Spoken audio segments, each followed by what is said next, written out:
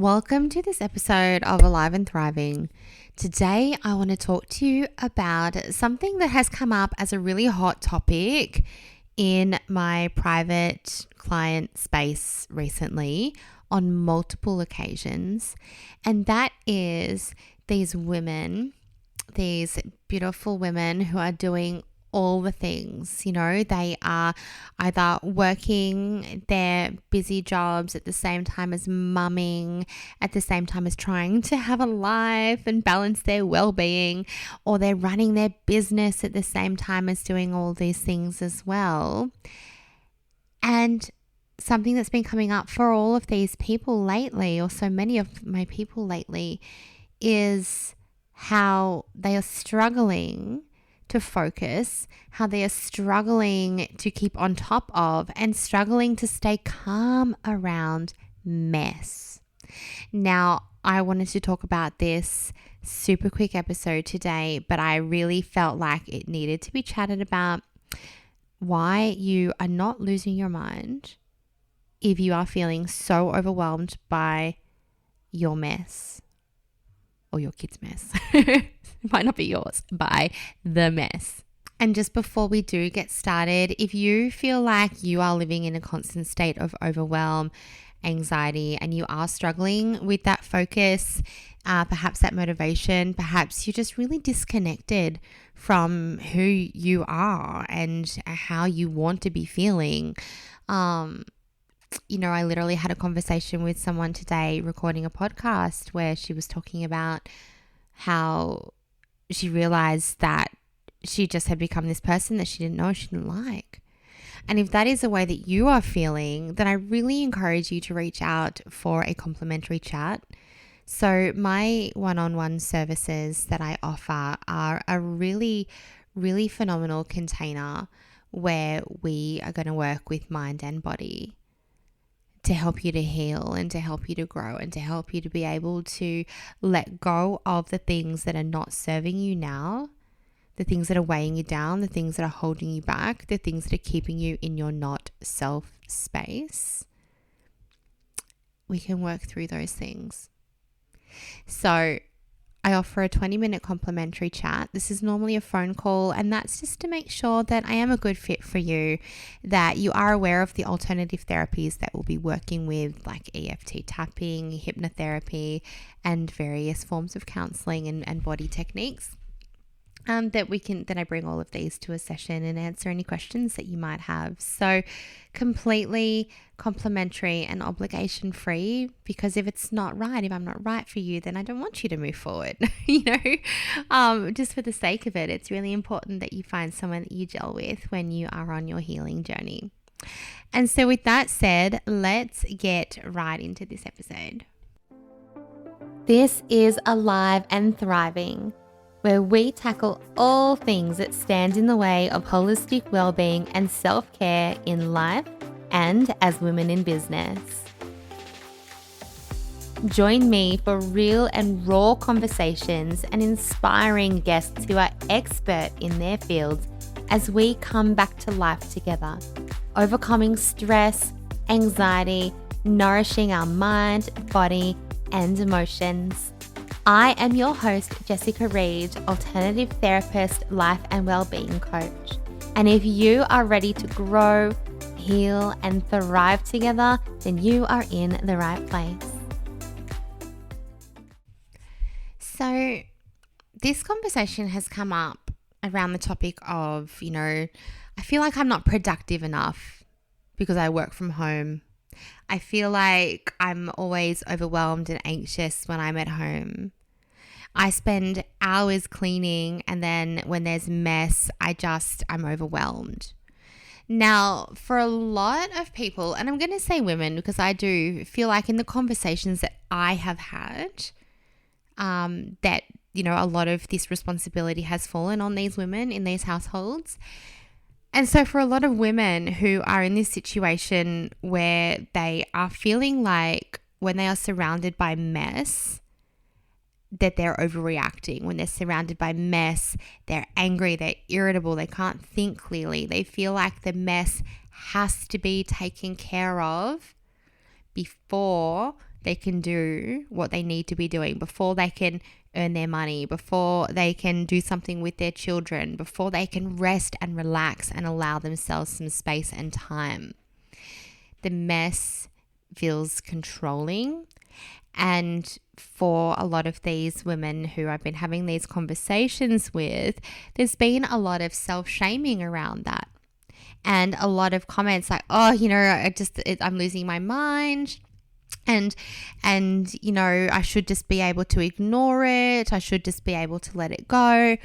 And obviously there's a lot of things that come into play here. So for some people, if you are somebody who actually finds mess to be really creative, you're welcome to keep listening, but you may not resonate with the stress aspect that I'm going to talk about today. But, for so many of these women, they feel like, how they feel about this mess is not validated. And what I really want to come in here and talk about today is the fact that your overwhelm, your stress, your anxiety, your frustration, and your trigger of this mess is not abnormal. There is nothing wrong with you. And it's actually a very, very real thing that your nervous system is in a dysregulated state because of this mess. And so for those of you who are relatively new around here and you're like, what's a nervous system? What's that got to do with anything?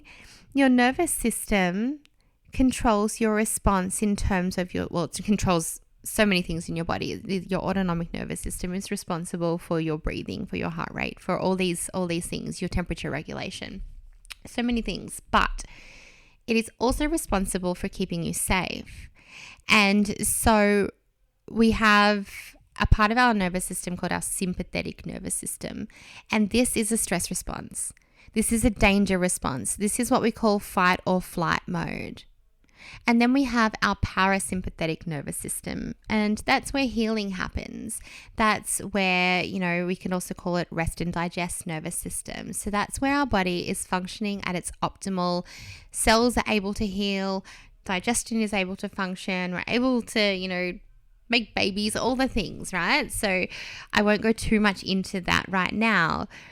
But the reason it's important and the reason that it's significant is because there are studies and evidence that shows that when we are in an environment that is mess and clutter, it can have a variety of effects on the brain and the nervous system. And one of those effects is you going into your fight or flight response. And I'm going to talk about why in a moment. And it will all make sense in just a minute. And you're probably going to sit there going, oh, okay, so I'm not losing my mind. And this is actually a very real thing. And I'm not overreacting. And even though my kids look at me like I'm a three-headed monster when they leave clutter and I tread on their Lego. For me, it was a Barbie last night. I can speak for myself here in terms of mess. When I am in an environment where there is clutter everywhere, not only in my office, around my desk, I'm not just talking about when I go to work, but I mean when I'm just trying to function in my day-to-day life. If my kids have brought all of their toys from the toy room up into my bedroom and it's right at bedtime and I really want to go to bed, it's overwhelming. And for me, I can just look down at that mess and suddenly feel triggered. I can feel really, really angry. I can feel really threatened, really worked up. And obviously there's stories and things that are attached to that. Oh, well, I have to clean that. And that feels overwhelming in itself. The fact that it's another thing added to my mental load then. And yes, I know the children do help, but one of them's 3. And so, mum still does the bulk. And yeah, so that's speaking from my experience, is that, as I said, when I am in that state where it does just feel so overwhelming, I feel it physically in my body. I really do. And I know my partner doesn't understand. He will literally walk over it. And, I don't know enough about that part of the brain to know why a lot of men don't seem to be able to see it. I don't know. I don't know. I'll be careful what I say here because I don't know the answer to that. But he doesn't see it. He will walk over it. It doesn't bother him. It doesn't overstimulate him. And I truly believe, and I could be really opening myself up here, but in my world, and again, this is my world, this is my experience, and this is my experience too with a lot of the women who I work with, that mental load is different. It's different. And I'm not saying because I'm not in his head that it's bigger, because I can't confirm nor deny that. I only have my own experience, but I know that it's different. I know that for me, my mental load and my mental overwhelm, my mental load carries everything about automatically parenting the kids in the terms of like just those day-to-day things, the washing, cooking most nights, the shopping, my own business, my own client work, my own problems, my own things. And he has his things, but in terms of the mental load, I do believe that as the woman and as the mother, I'm carrying a very different load. And so my brain often feels like it is already at a point of overwhelm, massive overwhelm. And so here's a few reasons why, when we're already at that state, when we're already at that mental overwhelm, why something like mess can actually keep you in your survival mode, because that's what our fight or flight response is. It's our survival mode. So first of all, it's a sensory overload.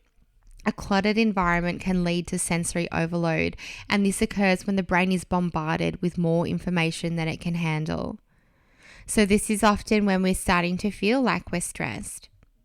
When we are feeling stressed, we're feeling like we are starting to take on beyond capacity of what we can cope with. When we have reached overwhelm, we feel like it's all too much. We're done beyond capacity of what we can cope with. And often when we're overwhelmed, the brain is struggling to see a way out of that. And so we can have this sensory overload when we're already at our capacity, when we have such a big mental load that we are already carrying. And so I feel like, I know, as I said, for me, this is my perspective as a mum, with all of the automatic things that I do and the mental load that I carry. When I get to a point where I am full, right? My brain is full. That sensory overload can actually decide that, the mess, the clutter has pushed me over the edge. It's more than my brain can handle, more information than my brain can take in. Because remember, we are taking in billions of bits of information every day. And then our prefrontal cortex, which is responsible for sending that for deciding what to do with that information, for decision making, and for that executive function, it can become overwhelmed and it can become less efficient because it is just simply too much to take in. It can also increase your stress. So I talked about how that messiness, that overwhelm can send you into your fight or flight response, particularly if you are already in that fight or flight response. So a messy environment can trigger our stress response. And this obviously leads to increased levels of the hormone cortisol. And as I know you've heard me talk about on so many episodes, cortisol can have a range of negative effects on the body. Okay, and this includes reduced immune function, increased inflammation, and impaired cognitive function. And so mess can have a physical toll on your body. And so another thing that mess can impact in terms of your mental and emotional well-being as well is reduced productivity. So there are studies that have shown that working in a cluttered environment can reduce productivity or cognitive performance. So, for example, one study found that people who worked in a messy environment made more errors and had more difficulty focusing than others who worked in a clean and organized space. And now this, I mentioned before, some people will thrive. Their creativity can actually come from having a level of mess around them. So it's important to find your balance and your individual needs. But I know for me, coming again from a space of a stimulated brain, one that is already really taking on a lot, really on that sort of, cliff's edge of, am I coping, or have I just added one too many things to my seesaw that's going to tip me in the opposite direction? As somebody who is juggling that mental load, I need a clean space. I need to not have all of those sensory distractions, or I cannot focus. And I used to have such a messy desk. I'm almost embarrassed to say it. At work, I had such a messy desk and I could function. And that was pre-children. That was just, it was a different mental load for me. It really was a different mental load. And then so another aspect to what mess can do, and I sort of started to touch on this at the beginning and then I got distracted when I was saying, everybody's experiences are going to be different and there's going to be different factors. But emotional associations are also something that can really impact mess. So for example, for some people, mess can really trigger negative emotions, maybe anger, anxiety, guilt, or shame. And these emotions will further increase your stress levels, which therefore, one of the things with stress is that our emotional brain is in the driver's seat, logical brain in the back seat. So it makes it harder for us to focus, makes it harder for us to relax. And so these emotional associations could come from childhood. It could come from, the environment that you grew up in, the way that, your caregivers kept house, whether you got in trouble from mess, the way that you've associated, the way that you have gone and made meaning out of mess in your upbringing. And so perhaps, if you were shamed about a messy room continually as a child, then mess around you could cause feelings of shame. And then those feelings, particularly if you're unaware of them, oh God, now I'm getting on a tangent, but particularly if you're unaware of those feelings, if you're unaware of those triggers and you're unaware of why this is happening, those feelings of, say, shame, for example, are going to be subconsciously triggered when you're in these messy states, and particularly, again, if you're already in a place of overwhelm. And so that subconscious trigger is going to keep you in this cycle. And you may be there going, I don't know why I feel so ashamed of my messy house. I don't know why I'm now shaming my children. So, just taking the time to bring into your awareness what emotional associations you could be bringing in to mess. So, look, I hope that listening to this episode just really validates how you're feeling. If you are in a place where you are like, I can't handle the mess, it's overwhelm, it's overload, and it sends me off the rails. As you've heard today, there are real things, real changes, real physical changes that are going on in your body. Massive physical changes happen when we leave our parasympathetic nervous system and go into our survival mode. Massive changes. Massive changes happen in the brain. Massive changes happen in the brain and body, or how I like to talk about the mind-body, being our subconscious mind and the cells in our body when we have our emotional reactions. Now, it might be episode 8. You may like to actually, this is a blast from the past. Last year, I had my beautiful friend Courtney Rowell on here, and she is an organization expert. And I think it's episode 8 of Alive and Thriving. So you might need to scroll back and have a listen. But Courtney actually talks about decluttering for your mental health, and it is really great to listen to. And I hope that this episode has really helped you to understand, why you could be reacting and responding the way that you are. And so from here on in, I would really invite you to make a plan. Make a plan. How are you going to move forward? How can you lower the load? How can you intervene your stress response so that you are not living so much on this edge that the mess is taking over and pushing you over that edge? What is your next step? And if you are unsure what that next step is and how to get to that next step and how to lighten your load, please reach out. These are the things we can work on one-on-one together. So let's have a chat.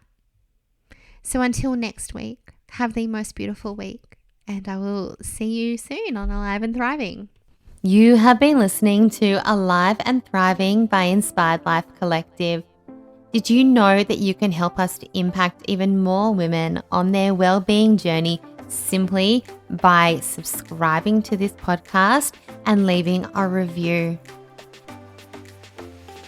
If stress or anxiety, life or business has got you feeling inside like you are just busting to come back to life, then I invite you to book a discovery call with me so we can chat about how Inspired Life Collective private and online services might be able to support you through your journey.